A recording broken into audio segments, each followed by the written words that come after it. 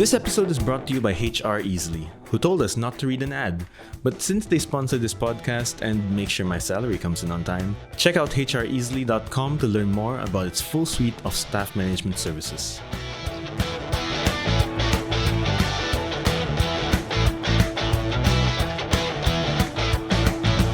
Hello and welcome to Startup Snapshot, a Tech in Asia podcast where we're talking to the leaders among innovators in the Asian startup scene about their founder journeys, their highest and lowest moments, and how they've overcome the challenges they've faced along the way.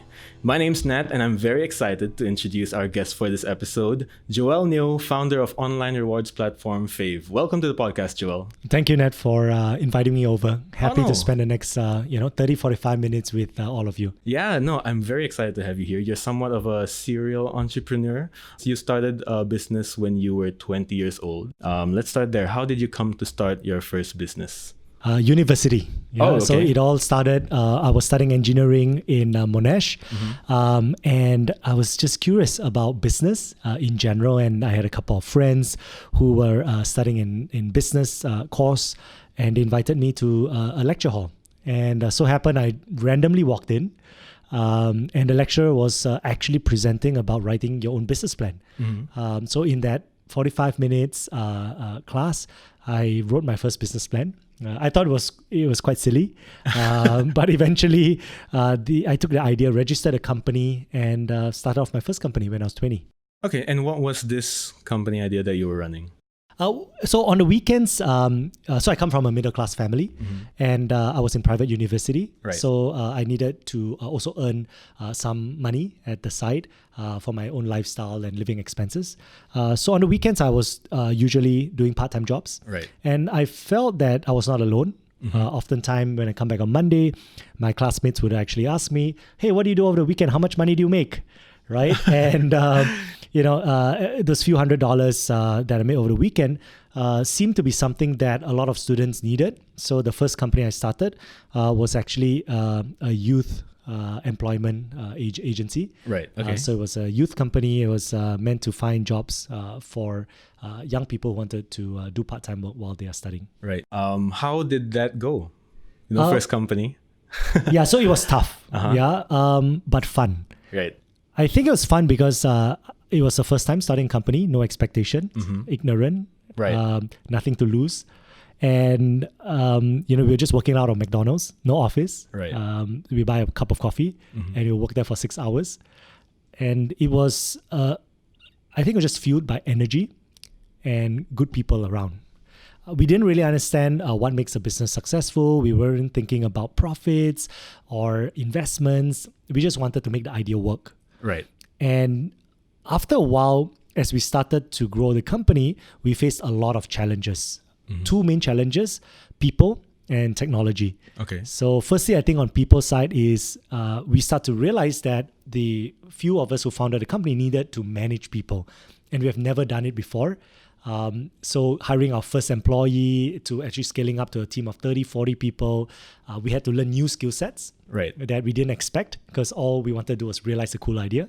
And secondly, technology. As we started to scale the company, we were placing jobs for 3,000 to 4,000 students over a weekend. Oh, wow, that's a lot of students. Yes. For how many? How big was your team at the time? It was about 30, 40. 30, 40. So each one was doing about, 100 jobs each? Yes. So we needed to actually use technology to make the matching happen. Right. And back then, 15 years back, SMS was the most prevalent technology. And we started to buy systems called SMS Blast tools. And those were the things that we used to help us scale. Okay. And starting a business as a youth in school, that couldn't have been easy. What were some of the challenges that you faced as a student running your first business while still studying in school? My parents. Your parents. Okay. So what were your parents saying about when you started this business? They didn't understand what I was doing. They called it a hobby. They wanted me to focus on studies. And in fact, right after I graduate, they took my degree certificate, made a few copies of it, and sent it out for job interviews. Oh, wow. So I didn't want to apply for jobs, and my parents were really concerned. In fact, when they first came to my office and they saw what I was doing, they were quite heartbroken. My mom went to toilet, got a broom, and started to clean up the office because that's the only thing that she understood about what we were doing. And she wanted to just contribute, and I felt really bad, but I glad that I pushed on to it. And today, I think they fully understand what I do, and they trust and have supported the decision. Right, but that since. couldn't have been easy, you know, like having your parents be, well, one of the few critics, or were there many critics, you know, of what you were doing at the time? At what point did it become that they suddenly realized, oh, what Joel is doing is great. Let's support him, and like I know what he's doing. Was there a point in time where it turned to that for your parents? Yeah, I think that it comes from a good place where they're concerned oftentimes about my future. Right. And I think it's very similar to anyone who's starting up. If you come from a middle class family, your parents want to see you successful. And that's why they spend a lot of money in our education, teaching us good values. And but at that point of time, when they don't understand, they also have a lot of pressure from their relatives. Right. Grandmother, For uncle, sure. aunties, asking them what is their son doing, Yeah. and they couldn't explain. The point where my mom and my dad started to understand what I did was quite ironic because it was one day in 2012 when I bought them an iPad, Right. probably about 6 months before, and they were playing around with it. And they came across a website that was selling coupons. And my mom attached a credit card inside. She bought some coupons, and she was really excited about using those coupons. And my dad was very upset because that credit card was his. And he was afraid of fraud Okay. because at that point of time, the newspapers were reporting a lot of fraud in terms of online transactions. And they seeked my opinion. So my mom showed me the website, and it was Groupon. Which was actually the company I was building at that point of time. Right. Okay. So that was like a few years later. You founded a few smaller companies, few tech companies, and then in 2011, That's right. you found yourself heading Groupon Malaysia. Yes. And this was when they realized, oh, this is what my son has been doing. They didn't even know I was doing the the Groupon company. So it only connected with them after I told them that, hey, mom, this is actually the company I've been building for the past 2 years. Right. And, she was pleasantly surprised, and then she was a consumer of it. And I think oftentimes the best way to explain it sometimes to our family is when they actually use our products and services. And I think that was quite a proud moment for myself. Oh, well, that's good that it all turned out pretty well, you know, in the end with your parents. But what were the chain of events that led to you becoming the CEO of Groupon Malaysia? So we started our first e-commerce company in 2010. Right. So I was researching about e-commerce in the US and Europe. So Kylie was my business partner at that point of time. And we saw two ideas that we thought were interesting. The first was Amazon, and the second was Groupon. So the Amazon model essentially was selling products online, and it needed a lot of capital to set up warehouses and logistics. And I remember back then in 2010, SingPost or even Post Malaysia, to post a card, it would take 3 to 5 days to reach the other person. Right. So I think logistics was a big challenge back then. And we wanted to start something that was just easier to begin. So we thought the Groupon voucher model was interesting. So we started an e-commerce company, which was similar. And after less than a year, Groupon made an offer to buy the company. Oh, okay. So actually, Groupon acquired the company that you guys were running, and you integrated and you headed the Malaysia operations for Groupon. And later, about 2 years later, 2013, you were the vice president of Groupon Asia Pacific. And then sometime in 2015, you started KFit. What led you to start KFit? Since you were in a pretty good place at the time at Groupon, what inspired you or led you to begin a new business? Yeah, I was very passionate about entrepreneurship and building companies. And when I saw an idea around helping gyms, studio owners, basically entrepreneurs as well, that are building a fitness business that is offline, non-tech, I thought that we could actually help them by creating an online platform. So very similar to my mission in Groupon, which was to build an online platform to help small, medium businesses with vouchers and growing new customers. I thought that was a good opportunity to help a segment of them, which is in the fitness category. Right.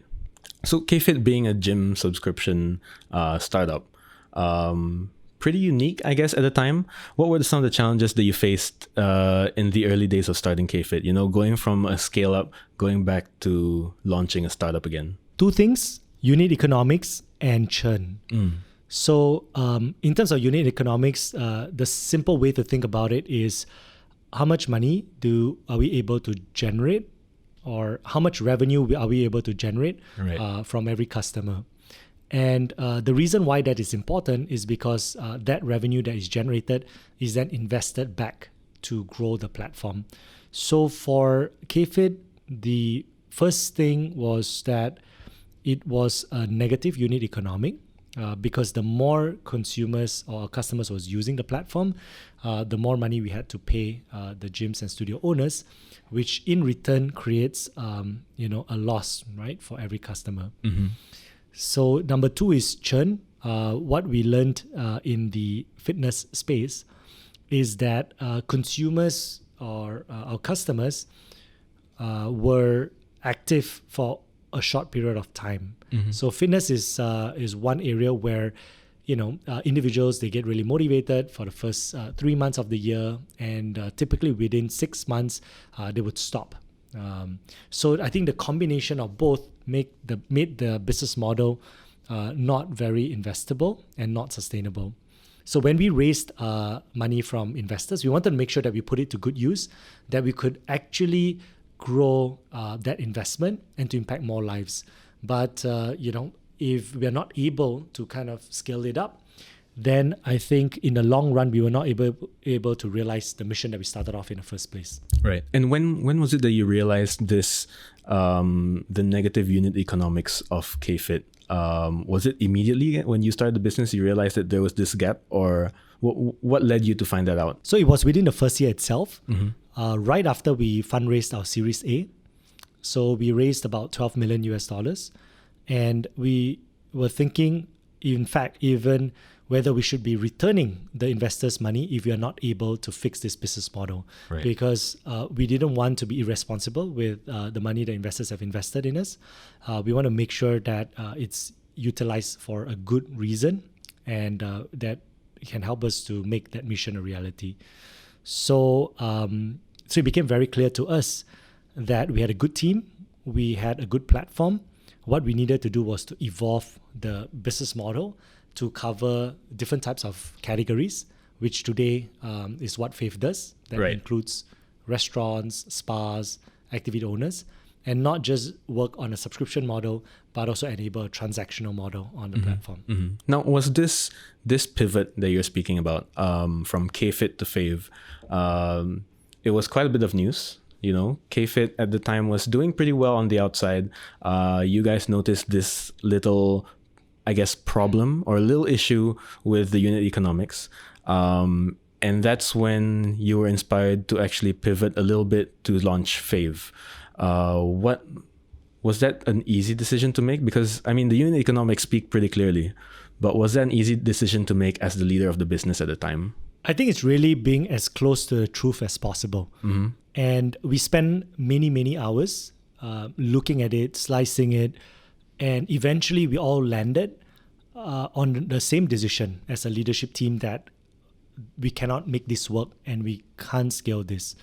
So continuing it from that point onwards only makes us irresponsible as a leader, as an entrepreneur. So we didn't want to delay and to buy time on something that would blow up eventually. Right. Was this something that your staff at KFit agreed with you on? There are many reasons why people join a company. Some join it because of a certain personal emotion to it. Some join it because of other people, and some is to see the company succeed.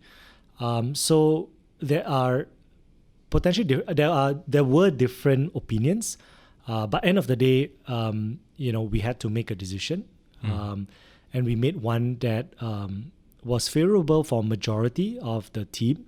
And we had a few individuals who didn't agree with Right. what we did. While we talked it out, I think they understood why it was done. And today they are in better places too. And for you personally, wrestling with that decision, right? Because unit economics speaks to itself, but internally there was some resistance. I'm sure, were there actually some external resistance to KFit switching over to Fave? There was a lot of work to be done. For sure. So Right. I think that was the main resistance.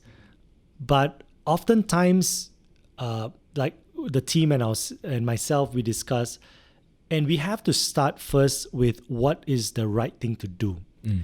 And when we make that decision, then doing it becomes relatively easy. Right. So it took us almost 6 to 12 months to evolve the organization, to expand the platform. But I think if I look back in the past 2.5, 3 years, that was the best decision we have made. Right. And what was required of the business to pivot? Because it's more than just expanding your offerings, right? You had a whole rebrand. You launched Fave. More or less, KFit was still operational, but there was, like you mentioned, a lot of work to be done. What was some of this work that you guys had to do at the time? So the first thing we decided was to maintain the KFit platform. So not kill it, neither scale it. Right. Then number 2 is reinvest key resources into the new pivot or expansion. So I think this 2 then trickles down into all the rest of the day-to-day things that the teams would be focused on. Right. And KFit's still around today, right? No. So actually we've stopped KFit Okay. just last month. Uh-huh. So we've put it on maintenance. We've got thousands of customers that were using it. And we migrated the merchants and the customers onto the Fave platform. I see. Okay. So right now with Fave, right? Were there any points in time that made you feel like, oh man, I should have stuck to KFit, should have tried to scale it more, should have tried to fix that problem rather than go away from it and start something new? Was there ever any point in time like that? So I believe that life is very much like driving a car. Right. Yeah. So we spend like 95% of the time looking forward at the front windscreen, and maybe 5% of the time looking at the rear view mirror just to check, right? And very similarly is that when we made the decision to move forward with Fave, 95% of our time, and in fact my time, was spent looking forward. So yes, I think on rear view, we have 5%. There were things that we could have maybe done better. But I think most important is for myself is to focus on moving forward, because we actually spent a lot of time evaluating that decision. And once we've made it, we were focused on making sure that that's successful. Right. Okay. And part of the pivot was actually the acquisition of the Groupon businesses in Indonesia, Malaysia, and Singapore. How did that actually come about? So being one of the Groupon founding team, very close to the board and the management team in Groupon. And after a year of building KFit and expanding it to Fave, they contacted us, and they were, they were quite keen to explore partnering up in Southeast Asia because we understand the business. We want to tackle the similar mission on helping offline businesses, especially restaurants, retailers, with going online. So after a couple of discussions, we realized that potentially merger or some form of acquisition could work quite well. And so that's when we made the decision, after a few weeks of discussion, to acquire the Groupon business in Southeast Asia. Right. Okay. So now Fave seeking a Series C fundraising. What's next for Fave moving forward? Like beyond this fundraising round, what are your plans for the Fave business? We see the big problem today is that small, medium businesses, merchants, they struggle to keep up with technology and digitization. And the opportunity is very prevalent in Southeast Asia, where consumers like you and I, we all have mobile phones, we are plugged in technology and very savvy. So our goal here is really about empowering the small, medium business owners with technology, starting from payments to loyalty, marketing, financial services, so that they can bridge that gap between their business and consumers. I feel very strongly for that mission because all these small, medium business owners are entrepreneurs. And I was once in that position when I started my first company when I was 20 years old, where I wanted to grow the business, but I could not keep up with the growth because I was lacking tools, technology, processes to help me. Right. So if you can help more entrepreneurs, then it really helps the overall economy, because in Southeast Asia, more than half of the businesses and economy and jobs are driven by SMEs. Okay. Well, you've had a pretty long run as an entrepreneur, since you were 20 years old, launching several businesses, starting in the tech space, going to a scale up, heading a scale up, and then now heading Fave, going into a Series C. Were there instances, like specific moments in time that you look back on and you know that if that moment didn't happen, you would not be where you are today. Fave wouldn't be where it is today. So I remember when we first started KFit, we fundraised from a bunch of us who co-founded the company and from friends and family. And all of us were busy running the business, trying to grow it. And we had someone, a common friend, that introduced us to Sequoia Capital. Okay. So I've heard a lot about them. They are one of the largest and most prolific investors in the world and also in the region. And I felt that we were not ready to speak to them because we just got started. So I actually declined meeting them. Wow. Okay. So it was Peter, who was one of the early founding members of the Sequoia team in Singapore, and he continually persists to meet up. So I said, okay, right? Okay, I was going to fly to Korea to set up our... I said, all right, I'm going to pop by Singapore before I fly Korea, just catch up with you, right? No expectations, nothing. And somehow when I walked into his office, he told me, hey, actually plans have changed. We are not going to catch up one-on-one. We actually have an investment committee meeting that's happening this evening, and you're happy to present your idea in the investment committee. Wow. Okay. So we had the Sequoia team in Bangalore, in Delhi, dialed in, the managing partners was on the call. So I thought, surprisingly, I didn't know what to expect out of it. I didn't prepare any deck, any presentation. So all I was armed with a marker pen and a whiteboard. Wow. Okay. And then I drew up what I thought the business could be and how we could make an impact in this region. And at the end of 15, 20 minutes, I had to go because I had to catch a flight. So I waved goodbye, left the meeting. How did you feel about the meeting when you left? I thought I was just going through a conversation. So just writing down some notes. It felt really comfortable because the Sequoia team is extremely warm. Right. And I felt they were non-judgmental. So it was as easy as speaking to my own team. Okay. So after speaking to them, no expectations because they are Sequoia, right? Mm-hmm. And they typically invest in larger companies, making a big impact. But 2 weeks later, we got a term sheet. Wow. So I was pleasantly surprised. And that was the best decision we've ever made because they are, by far one of the best investors in the region. So they've kind of went through the ups and downs with us, the journey as a company, through the pivots, through our expansion.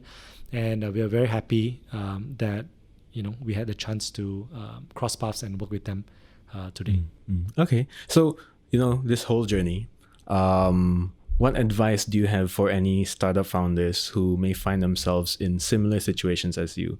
All the way from maybe just aspiring founders right now listening in school, thinking of launching a business but afraid of what their parents may think, all the way to, launching your own endeavors, heading a scale up. For all of these people, what advice do you have for them? So entrepreneurship is definitely not for everyone. So there's no need to feel pressured to be an entrepreneur if your friends are entrepreneurs, or if someone's saying entrepreneurship is cool. It's not. There's a lot of hard work. It's somewhat a lifelong journey. So I would say that if an individual is really passionate and they are willing to go through the school of hard knocks, they want to give the 110% in building something, then just go for it. Because there is no single company today that I know started off. Let me recorrect that. Every large company today all started off as a small company. Right. Every single one. Mm-hmm. The Microsofts of the world, the Apple of the world. Started in garages, started in their bedrooms. Right. In a few people. Right. In a garage, in a bedroom. And whatever they started off with, that the founding team had an idea about, is never the eventual product or service of the company, because it evolves over time. So, and there's so much ups and downs in that journey that only if that individual is really passionate and willing to go through these ups and downs, then go for it. But it really isn't for everyone. Right. Okay. So thanks for taking the time on this episode. But before you go, we have some questions from our listeners. Some time ago, we posted an Instagram story asking you, the listeners, what you want to know about Faves. So let's go through some of your questions and see what Joel has to say. First question is from Kwang Tak. Is revenue coming from sales of deal and coupon or /and from the payment made from Fave Pay? I think he's asking about where the main revenue is coming from for Fave. Yeah, so today, most of our users, they love the Fave Pay cashback product. And second use case today is coupons. So 70-80% of our customers would use Fave Pay on a monthly basis, and coupons would be every 2 to 3 months once. Right. So the main one would be Fave Pay. Okay, so Kwang Tak, main one's Fave Pay. I hope that answers your question. We have a couple of questions here that are, I think, very similar. So Indraf Adrian, how do they run their business idea? And Fasur.od3, how the business grow? So I think they're asking about the business strategy. So what's the business strategy that you employ at Fave? So the way we look at our company is that Fave is a technology provider for offline businesses. Right. So today, the key technologies that we provide businesses is firstly QR payment acceptance. Number 2 is the loyalty cashback within the app itself. And number 3 is a mobile voucher that you can buy and store in your phone. So, and a few others that is in pilot phases one is getting access for loans for small, medium businesses. We also have a table ordering and takeaway feature within the platform. All these are under the pilot phases. Right. So, the way that we grow our business is that we provide all these different technologies to the merchants, in which will help them to engage their customers better. So our businesses grow when our merchants grow, and the more merchants we have, then the faster our business grows. Right. So very simply, onboarding more merchants, and enabling them with technology, and as they grow in their offerings, in their capabilities, so does the Fave business grow. That's right. Right? Okay. So next question, very peculiar question. Asana Mid Ashraf, he asks, when launching in Pakistan? Are you going to be launching Fave in Pakistan? Yeah, I think the leadership team and I, we probably need to make a visit to Pakistan. Okay. And learn more about the country. We are very committed to the Southeast Asia region. Sure. So we are in Malaysia, Singapore, Indonesia. We are exploring a few more markets in Southeast Asia. But we haven't made our trip yet to Pakistan. So at this point, no plans. But thanks for asking. Yeah. Okay. So, to our dear listener who's asking this question, I guess you can send in a request if you want to help out with that endeavor in Fave launching in Pakistan. Last question we have, Saya Tesar, Fave job vacancy in Indonesia? Do you have vacancies in Indonesia? Yes, we do. So we are always looking for individuals who are really passionate, hungry to learn, contribute, and grow. So you can send me an email. My personal email is Joel, Joel, at myfave.com. Give me anywhere a couple of hours to reply to you, but happy to explore new opportunities together. Right. Well, we hope that you get some good emails from saying your email over the podcast.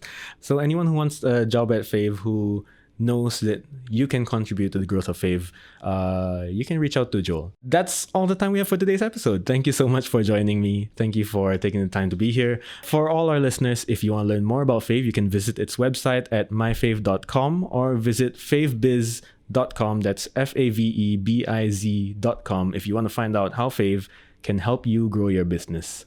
Until our next episode, that's the podcast. Thanks to all our listeners for listening, and thanks again to Joel for sharing his founder story. And thanks as well to HR Easily for sponsoring this podcast. You can check them out at hreasily.com. If you like what you hear, subscribe to us wherever you're listening from. We're uploading episodes every other week, and we've got a great lineup of guests whose stories I'm very excited to share with all of you. All our episodes are up on Apple Podcasts, Spotify, YouTube, wherever else you get your podcasts. And you can also find episodes on the Tech in Asia webpage at techinasia.com/tag/startup-snapshot. I think I might have said it wrong for the past few episodes, but you live and you learn. And we'd also like to hear from all of you, so you can drop us an email at podcast@techinasia.com to let us know what you thought of this episode, or if you just want to drop us a message and say hi. But yeah, thanks again for tuning in to Startup Snapshot, and my name is Nat. Goodbye.